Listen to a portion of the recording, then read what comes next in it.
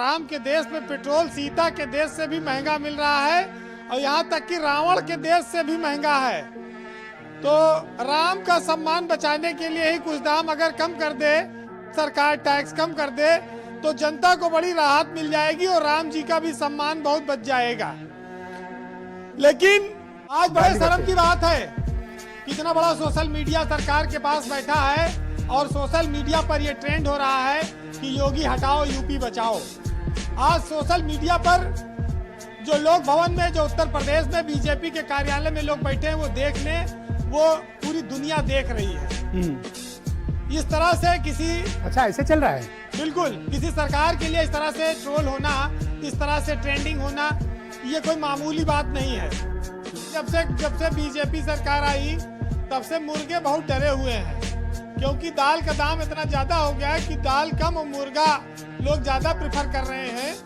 सरकारें एक और मंदिर तो जाती हैं, भगवान के पास जा रही हैं, लेकिन धरती का एक भगवान 80 दिनों से सड़क पर बैठा है, उसको वो नहीं मानती हैं। पूरे देश में किसानों का आंदोलन चल रहा है, वो भी तो भगवान ही है।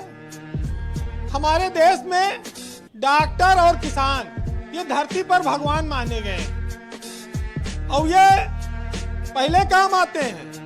वो तो ऊपर जाने के बाद तब यमराज का भैंसा हिसाब किताब करता है, तब वो भगवान अपना इंसाफ सुनाते हैं। लेकिन जो लोग भगवान को बहुत याद कर रहे हैं, वो इतना जान लें कि अगर किसी दिन भगवान ने उनको याद कर लिया तो फिर माले टंगी मिलेगी।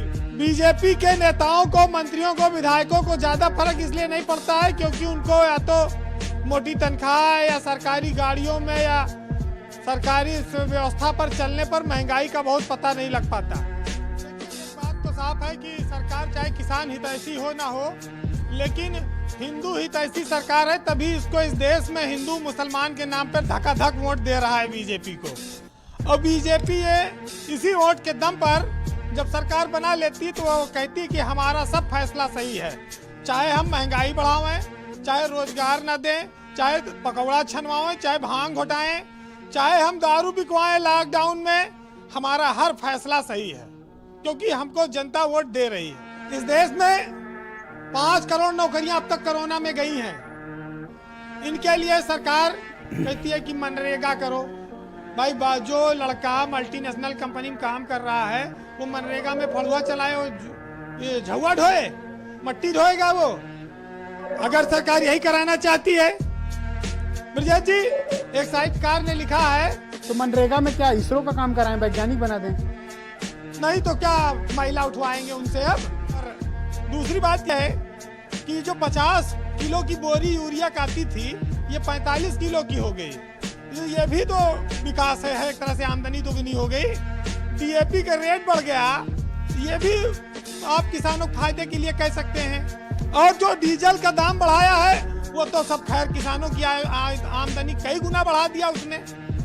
तो जो धान 1800 रुपया वाला 1100 रुपए में बिका है इस प्रदेश में, तो दलालों की आमदनी बढ़ी, इसमें कोई शक नहीं। अब किसान की आमदनी के लिए उसकी खतौनी देखनी पड़ेगी।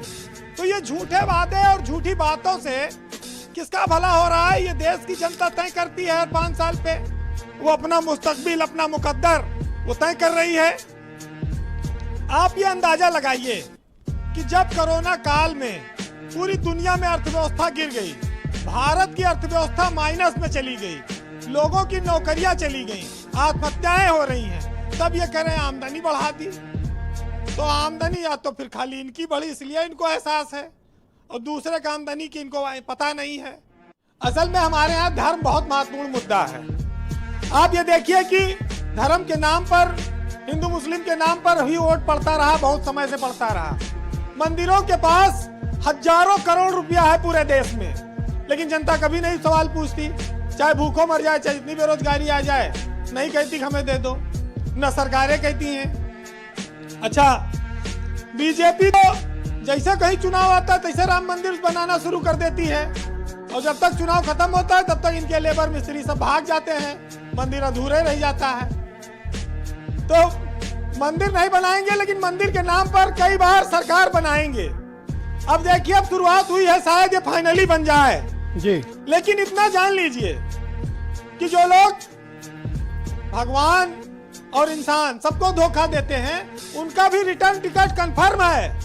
वो भी ज्यादा दिन रहेंगे नहीं। सबको पता है कि उनकी ट्रेन प्लेटफॉर्म से कब छूटेगी।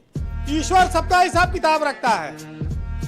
हाँ, सबकी अपनी अपनी आस्था है इस देश में, और लोग अपने अपने धर्म को माने जी, और दूसरे के धर्म का सम्मान करें। मुसलमान का अपमान करके 20-25 करोड़ आबादी है उनकी, उनके लिए अलग देश नहीं बनाया जा सकता आज भारत में, ना उनको कहीं अलग ले जाया जा सकता है। उनको अपने साथ रखना पड़ेगा। और आज बीजेपी सरकार केंद्र में 7 साल हो गया, यूपी में 4 साल होने जा रहा है। ये कहां मुसलमान को निकाल दिए। ये कहते हैं PFI फंडिंग हो गई, फलाना जगह दंगा हो गया, उन्होंने ऐसा कर। तो ये सरकार में बैठ के क्या करते हैं? सूचना देने के लिए खाली है कि भाई ऐसा ऐसा हो रहा है, आप जानकारी रखो। कि मंदिर में दाना चुग कर चिड़िया मस्जिद में पानी पीती है, और सुना है राधा की चुनरी कोई सलमा बेगम सीती है। एक रफी था महफिल महफिल रघुपति राघव गाता था, एक प्रेमचंद बच्चों को ईदगाह सुनाता था। कभी कन्हैया की महिमा गाता रसखान सुनाई देता है, औरों को दिखते होंगे हिंदू और मुसलमान, मुझे तो हर शख्स के भीतर इंसान दिखाई देता है। बहुत बहुत शुक्रिया वीरेन जी। इस सज्जन को क्या तकलीफ है भाई? क्या तकलीफ है इनको? अरे कहना क्या चाहते हो? पता है ना आप सबको?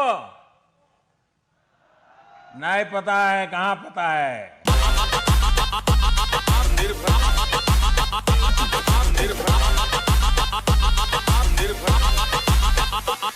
निर्भर भारत।